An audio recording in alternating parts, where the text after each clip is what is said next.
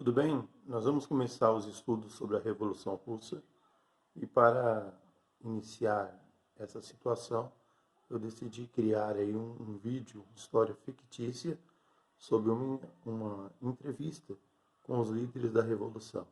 É bem amador, tive que improvisar as vozes, então não, não vão levar muito a sério as tentativas de trabalhar diferente, ok?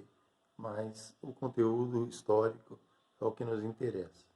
Um bom divertimento aí com o vídeo e espero que ele traga aprendizado para que nós possamos desenvolver as habilidades referentes a esse tema. Valeu, galera.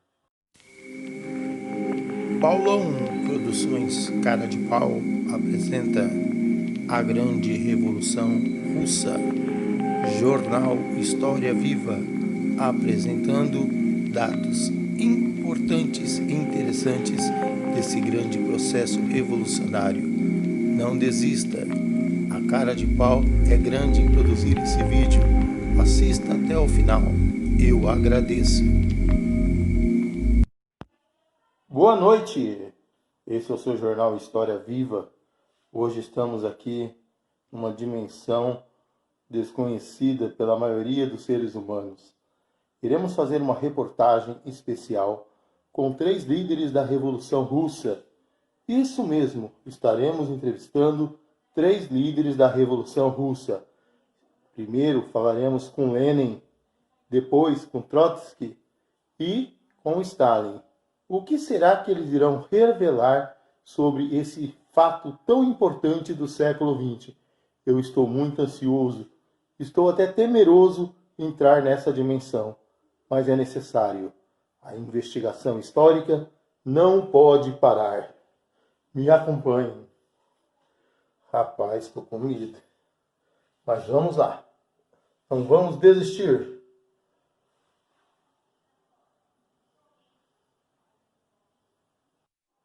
Chegamos, já estamos aqui nesse estranho mundo onde falaremos com os líderes da Revolução Russa e também recebemos agora uma informação que o senhor Nicolau II quer se pronunciar e também Kerensky sobre suas trajetórias durante esse processo revolucionário. Realmente é magnífico estar aqui, estou ansioso. Inicialmente iremos falar com o senhor Lenin, que irá nos contar um pouco sobre como estava a Rússia antes do período revolucionário e como foi o início da Revolução. Muito obrigado, Sr. Lenin, por nos atender. Estamos ansiosos para ouvir as suas palavras. Muito obrigado pelo convite. Estou aqui para atendê-lo e agradeço a oportunidade e já deixo um abraço para os alunos aí da Escola Abílio Manuel.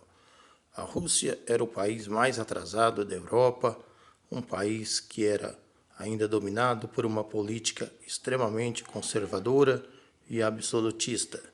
A população passava fome, os camponeses eram maltratados, os operários viviam em péssimas condições de vida.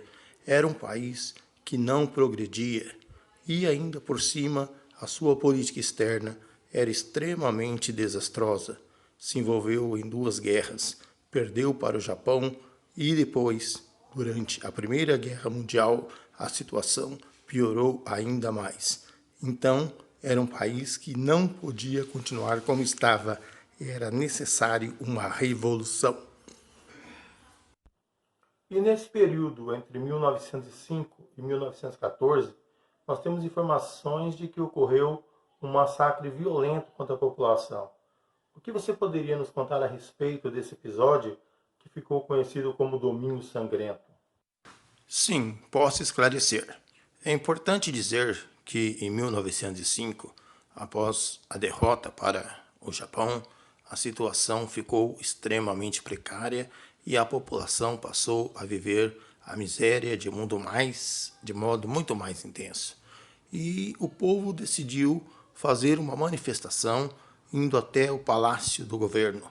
E lá foram recebidos a bala. O imperador, o czar Nicolau II, sanguinário, mandou massacrar aquela população. Foi um genocídio, milhares de pessoas morreram, foi um verdadeiro massacre. E na Primeira Guerra Mundial ele cometeu o mesmo erro, mandando a população despreparada para o campo de batalha. Os soldados estavam sem munição, sem alimentação, sem roupa apropriada, sofreram muito e após o fim da guerra a situação vai piorar ainda mais. E esse senhor Nicolau II não moveu uma palha em favor do povo, sempre procurou manter a sua autoridade, o seu poder absoluto em detrimento dos interesses da nação, e isso não poderia continuar. O czar Nicolau II nos procurou e disse que queria dar a sua versão dos fatos, tanto do Domingo Sangrento quanto da Primeira Guerra Mundial, no que se refere à participação da Rússia. Como somos democráticos, vamos abrir um espaço para que ele se pronuncie. Esse Lenin é um aproveitador, ele está mentindo. Eu fiz tudo pelo povo. Quando entrei na guerra em 1905, era para o bem da Rússia. Se perdemos, foi devido às circunstâncias. E eu não mandei matar aquele povo. Eles é que tentaram me agredir e eu coloquei o exército para defender a minha honra e da minha família. Em 1914, eu fui empurrado para a guerra. Eu tive que mandar o meu exército, o glorioso exército russo, o maior exército da época. E foram as condições que foram desfavoráveis. É uma mentira. O povo não passava fome. Era uma época de guerra. E por isso as condições estavam precárias. Eu me mantive fiel ao poder. Eu era o poder. Afinal, a teoria do direito divino me garantia esse poder. Eu era o poder, seu Lenin safado. Sr. Lenin, parece que o senhor Nicolau estava nervoso, hein? Mas não senti que ele estava falando a verdade, não. Parece que estava mentindo e querendo ser autoritário como ele era no seu governo. Nos conte um pouquinho sobre os anos de 1914 até fevereiro de 1917, principalmente nos contando quem eram os sovietes e os bolcheviques. Vamos lá, Sr. Lenin, os alunos querem saber. Realmente esse Nicolau II era um ditador sanguinário, tentando aí enganar mais uma vez.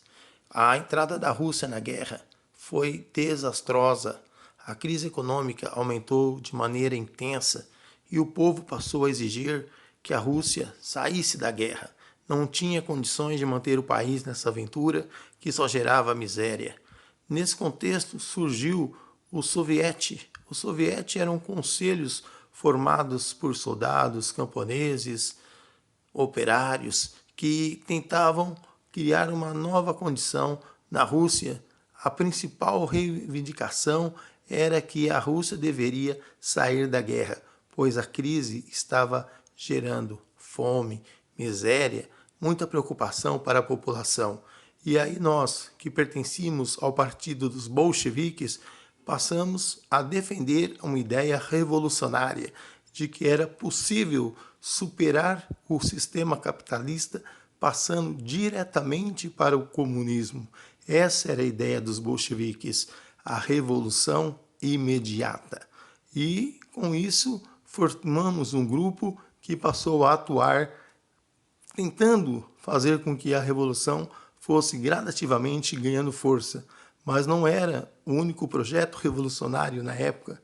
Também existia o projeto dos mencheviques, mas esse projeto que era oposição ao nosso, quem deve falar sobre ele é o senhor Kerensky. Olá, meu nome é Kerensky e eu era o líder dos mencheviques. Os mencheviques defendiam que a revolução deveria ser passo a passo. Primeiro, era necessário desenvolver o capitalismo e só então, após ter o que socializar, passaríamos para o comunismo.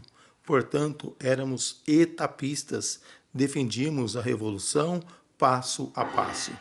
Em fevereiro de 1917, nós lideramos a primeira revolução, a que retirou do poder o senhor Nicolau II, que abdicou, abriu mão do seu poder, e nós passamos a governar. A nossa promessa era retirar a Rússia da guerra e trazer melhores condições para a população. Mas, como todo político, promessa. Lenin, posso chamá-lo assim, né? Já estamos íntimos agora, né?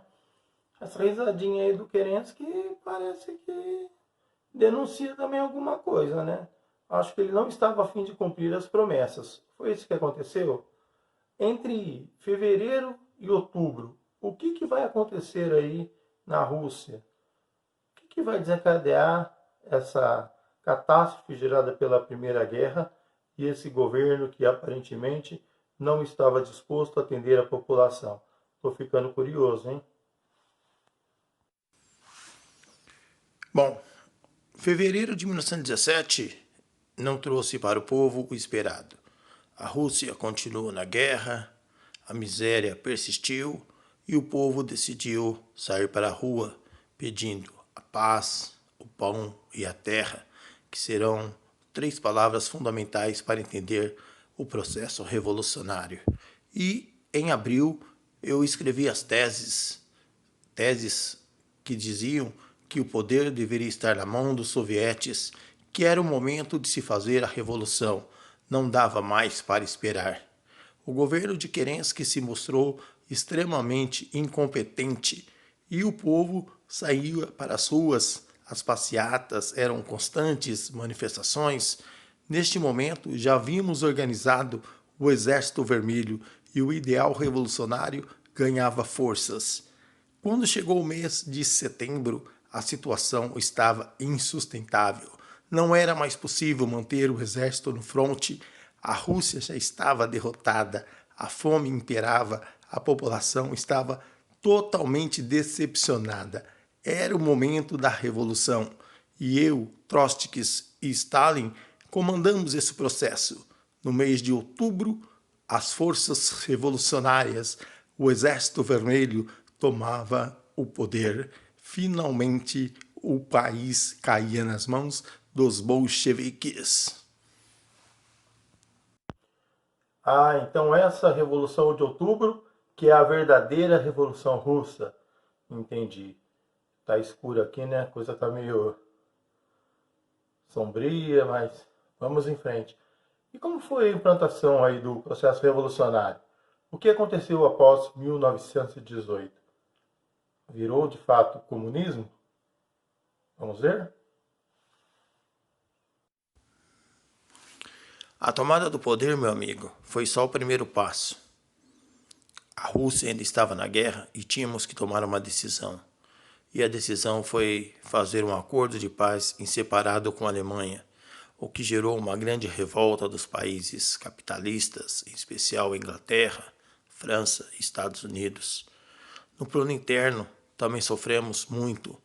Os burgueses, os nobres, não aceitaram uma revolução de caráter socialista e começou uma guerra civil, uma guerra intensa entre o exército branco, o exército dos burgueses, que recebeu inclusive apoio dos países capitalistas que estavam em guerra, e o nosso exército vermelho, formado pelos soldados, camponeses, operários, sob a liderança de Trotsky. Durante a guerra, tivemos que tomar medidas de exceção, o comunismo de guerra, e depois tivemos que retroceder, porque a nossa economia ficou extremamente arrasada. Nós criamos a NEP, a nova política econômica.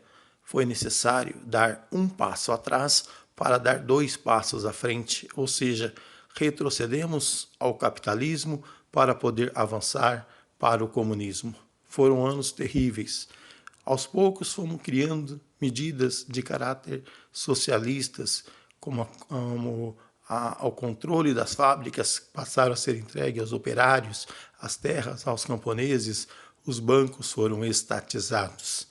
Estávamos próximos do nosso sonho de criar o primeiro país efetivamente comunista do mundo. Mas aconteceu uma coisa, eu fiquei doente. Aos poucos não tinha mais como exercer o poder e isso gerou um vazio que vai gerar uma disputa entre Stalin e Trotsky.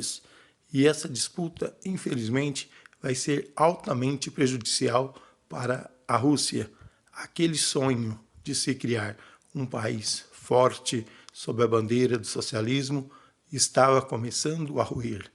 Eu ia ficando cada vez mais fraco, sem condições de agir. E acabei falecendo.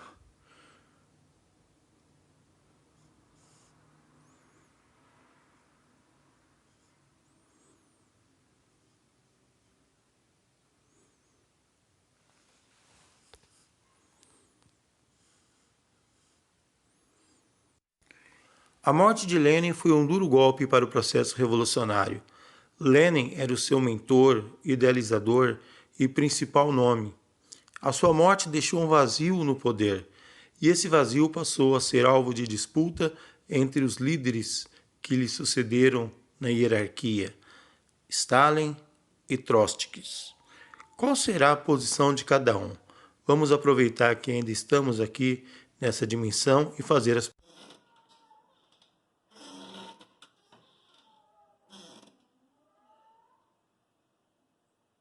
Olha, eu vou falar, hein? Não vejo a hora de sair daqui. Ô, dimensão esquisitinha.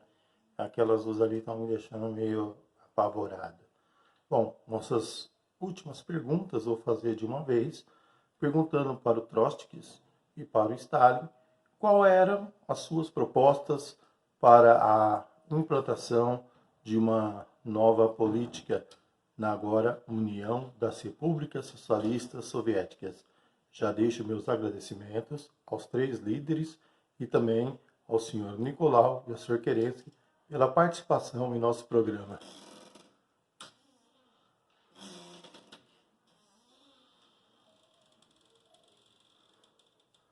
Fui! Tudo bem com vocês? Meu nome é Joseph Stalin. A minha proposta era de fortalecer primeiro o socialismo dentro da União das Repúblicas Socialistas Soviéticas e só depois expandir para outros países. Na minha concepção, a Rússia, agora transformada em União das Repúblicas Socialistas Soviéticas, deveria se tornar um país extremamente forte, capaz de competir com os países capitalistas, tanto no plano econômico, tanto no plano militar, e só assim pensar em expandir a revolução. E para tanto, eu penso que eu não devo medir esforços e agir de acordo com o necessário, mesmo que seja pela força, eliminando a oposição e tornando o Estado cada vez mais forte. A minha opinião é um Estado centralizador e forte. Olá, amigos. Sou Leon Trotsky, que nominho complicado que eu tenho, né? A minha proposta era a revolução permanente, fazer com que o socialismo se expandisse para todos os países do mundo naquele momento.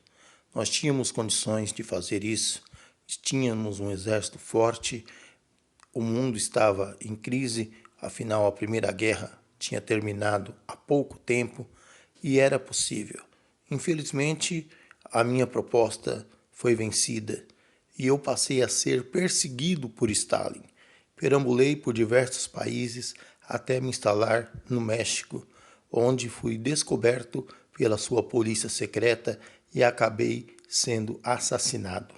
A minha morte abriu caminho para que Stalin exercesse o poder de modo extremamente autoritário, mas isso é uma história que vocês verão para frente.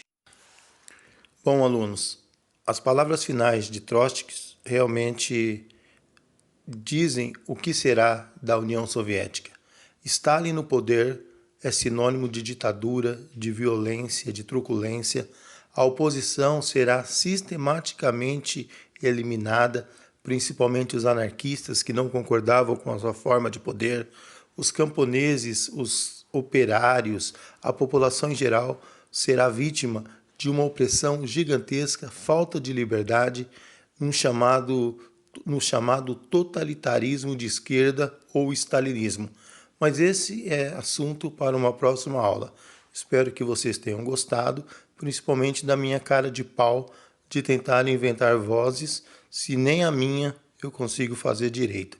Obrigado pela paciência e agora nós iremos para os exercícios. Valeu!